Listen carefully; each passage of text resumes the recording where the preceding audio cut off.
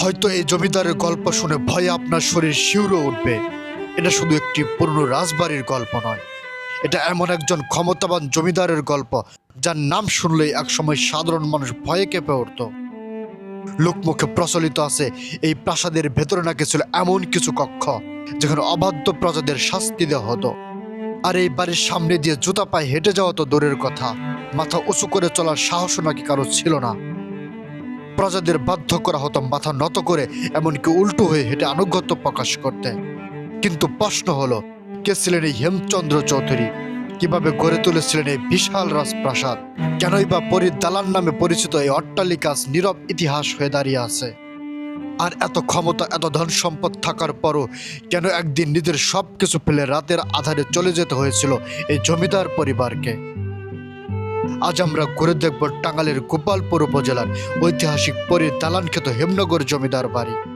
তাহলে চলুন উন্মোচন করা যাক সেই জমিদারি সময়ের অন্ধকার অধ্যায়।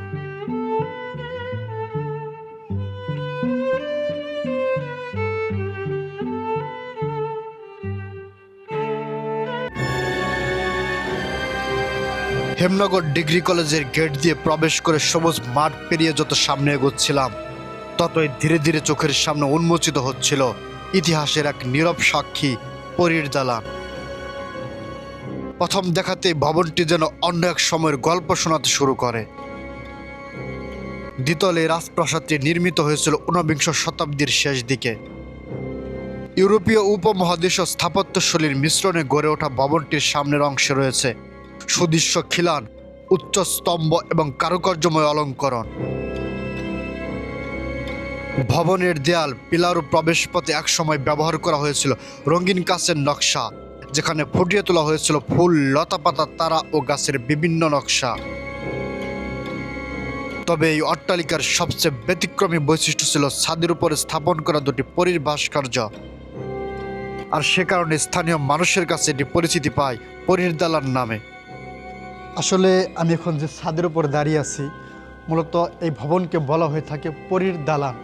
আসলে পরীর দালান কেন বলা হয়ে থাকে তার অন্যতম কারণ হচ্ছে এই জায়গায় একটা যে বিশাল পিলার দেখতে পারতেছেন, এরকম আরেকটা পিলার আছে ওই পাশে। মূলত এই দুটো পিলারের উপরে ছিল দুটো পরীর নকশা, যে পরীগুলা হয়তো বা এখান থেকে সরিয়ে নেওয়া হয়েছে বা ভেঙে ফেলা হয়েছে।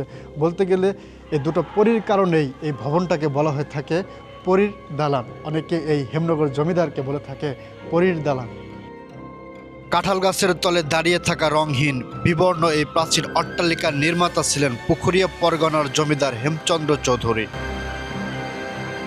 আজ ভবনটির দেয়ালে সময়ের ক্ষতচিহ্ন স্পষ্ট, কিন্তু এক সময় এই প্রাসাদ ছিল ক্ষমতা, ঐশ্বর্য আর জমিদারি প্রতাপের প্রতীক।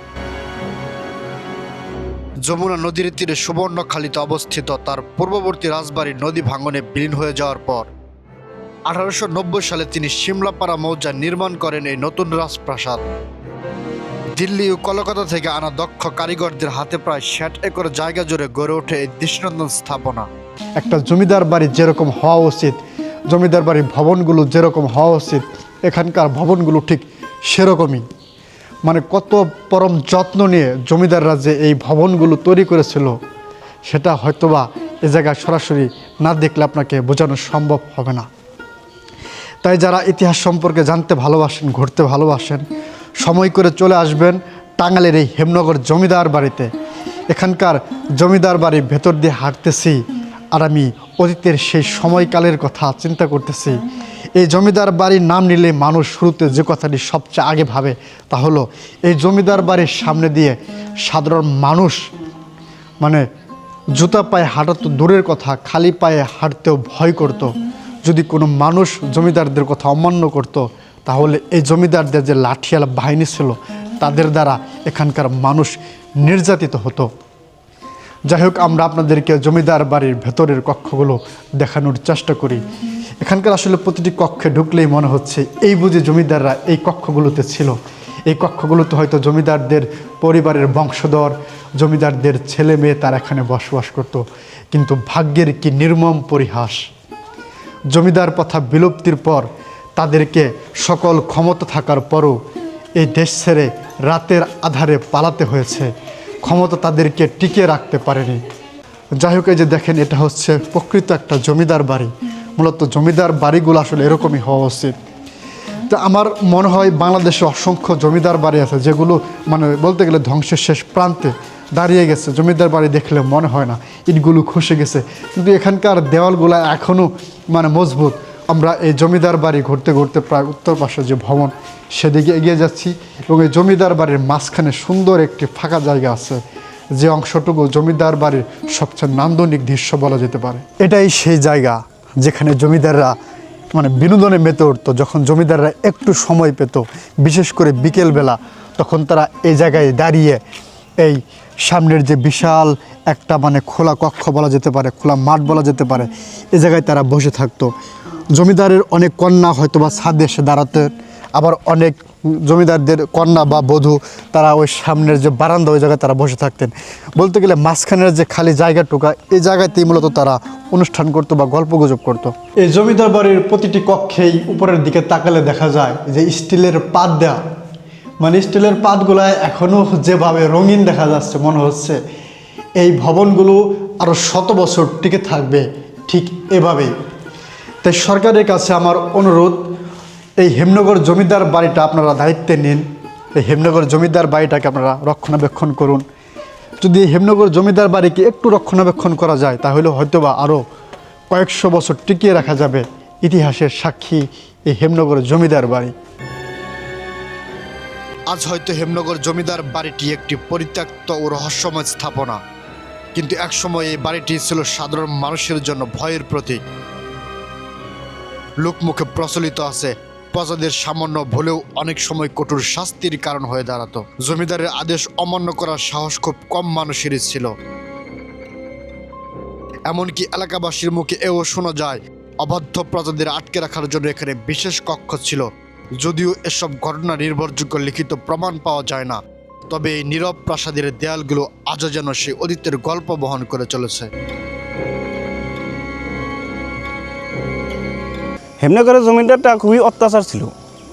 উনি তার কথার বাইরে কেউ গেলে তাকে ধরে এনে ওই অন্ধকার কারাগারে নিক্ষেপ করে বেদমভাবে তাকে এই চাবুকের আঘাত করত, তাকে এই ঝুলিয়ে এই চাবুক দ্বারা তাকে আঘাত করা হতো, এবং তাকে অতিরিক্ত বেশি করলে এই তার কথার বাইরে গেলে তাকে এই অন্ধকার কারাগারে নিয়ে এই ঝুলিয়ে তাকে মৃত্যুদণ্ড কার্যকর করা হতো। আমার পেছনে যে কক্ষ, এটাই হচ্ছে মূলত হেমনগর জমিদার বাড়ির একটা গোপন জেলখানা। এখানকার জমিদার আসলে অনেক অত্যাচারী ছিল। জমিদারদের হুকুম এই অঞ্চলে যে সকল লোকেরা শুনতো না, তাদেরকে মূলত এই কারাগারে বন্দি করে রাখা হতো।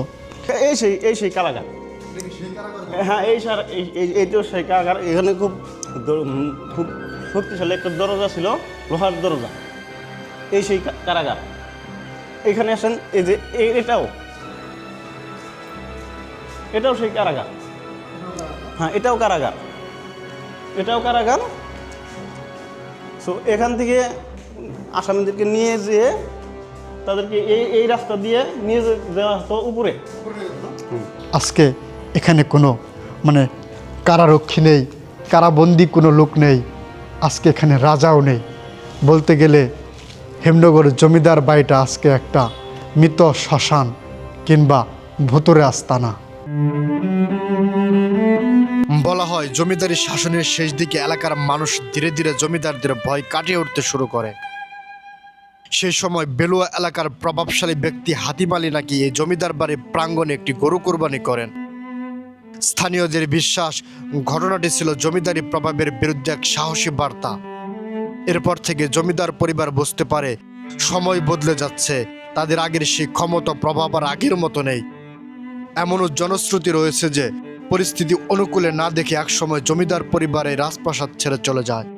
হাতিম আলী এখানে সমৃদ্ধশালী একজন প্রভাবশালী নেতা ছিল।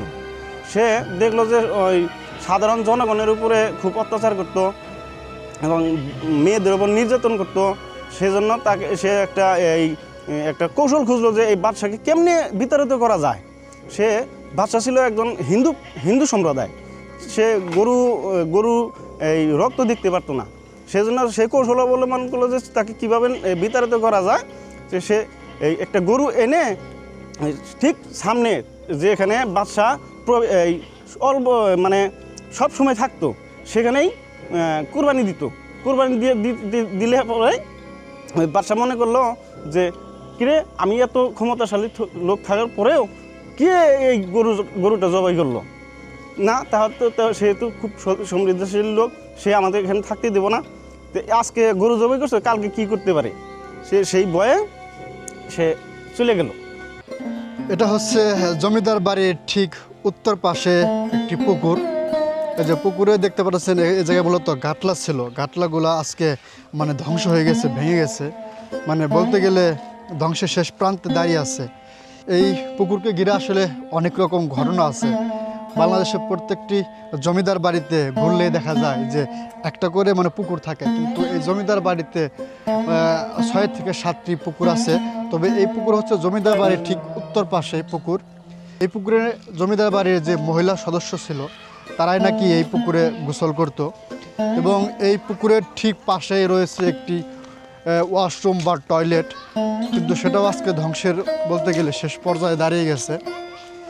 সেই ওয়াশরুম বা টয়লেটে যখন এখানে কেউ গোসল করতো তখন এই জায়গায় তারা জামা কাপড় চেঞ্জ করতো। এটা সম্পূর্ণ পরিত্যক্ত, কিন্তু একটা সময় এই ওয়াশরুমেই এখানকার বসবাস করা জমিদাররা এটা ব্যবহার করতেন। আপনাদেরকে দেখাই যে তাদের সেই ব্যবহার করা ওয়াশরুম। মূলত এই ওয়াশরুমটা হচ্ছে এই পুকুরের ঠিক সামনেই, পেছনের পুকুরেই জমিদার বাড়ির মহিলা সদস্যরা গোসল করত। সেই আদিম যুগের সেই ওয়াশরুমের যে ডিজাইন এই যে দেখতে পাচ্ছেন, মূলত এটা হচ্ছে সেই জমিদার যুগের ওয়াশরুম। এখনকার যুগ হলে হয়তো বা ডিজাইনগুলো অন্যরকম হতো। যাই হোক, এই বিশাল একটা জায়গা জুড়েই মূলত এই হেমনগর জমিদার বাড়ি। আজকে মানুষ অনায়াসে এই জমিদার বাড়ির ভেতরে প্রবেশ করতে পারে। জমিদার বাড়ির ছাদে গিয়ে মানুষ মানে ঘোরাঘুরি করতেছে, জমিদার বাড়ির ভিতরে ঘুরতেছে, কিন্তু একটা সময় মানুষ ভেতরে প্রবেশ করা তো দূরের কথা, হেমনগর জমিদার বাড়ির এই সীমানা প্রাচীরের ভেতরে ঢোকার সাহসটুকু পর্যন্ত তারা করতো না। তাই আসলেই বলতেই হয়, সময় মানুষকে যে কোনো কিছু পরিবর্তন করতে বাধ্য করে। যখন তারা জীবন বাঁচাতে রাতের আধারে চলে যায়, ঠিক তারপর থেকে এই জমিদার বাড়িটা হয়ে যায় এক প্রকার একটা ভুতুরে আস্তানা। আজকে হয়তোবা এই জমিদার বাড়ির এই বিশাল দরজাগুলোতে হয়তোবা কোনো দরজা নেই, জানালা নেই, কিন্তু একটা সময় কিন্তু এই কক্ষগুলোতে সুন্দর সুন্দর জানালা ছিল, সুন্দর সুন্দর দরজা ছিল। হয়তোবা স্থানীয় লোকজন জমিদাররা যখন চলে যায় তখন তারপরে হয়তোবা সেগুলো তারা মানে আত্মসাৎ করে নিয়ে যায়, লুটপাট করে নিয়ে যায়। এরকম তো আর খালি ছিল না। দেখেন, কোনো একটা ভবনেও কোনো দরজা নেই, জানালা নেই, কিন্তু সবগুলো মানুষ আসলে এই জায়গা থেকে নিয়ে গেছে। আজকে হেমনগর জমিদার বাড়িতে এসে একটা বিষয় উপলব্ধি করলাম, এখানে সব কিছুই আছে। রাজকীয় ভবন আছে, সামনের খোলা মাঠ আছে, প্রতিটা কক্ষ এখনও টিকে আছে। শুধু টিকে নেই জমিদারদের রাজত্ব। জমিদাররা আজকে কে কোথায় আছেন সেই খবর হয়তো আমরা জানি না। যদি জমিদারি প্রথা বিলুপ্ত না হতো, হয়তোবা আজকের এই দিনেও তারা এই হেমনগরে এসে জমিদারি প্রথা চালু করত এবং জমিদারি শাসন প্রতিষ্ঠা করত। সামনের বিশাল খোলা মাঠ দেখে বলতে ইচ্ছে হচ্ছে, জমিদাররা যখন এই জায়গায় ছিল, এই সুন্দর প্রাকৃতিক মাঠে মানে খেলাধুলার থেকে বঞ্চিত থাকতো এই এলাকার সাধারণ জনগণ। আজকে জমিদাররা নেই বলেই কত মুক্ত পরিবেশে মনের আনন্দে খেলাধুলা করতেছে গ্রামের সাধারণ জনতা।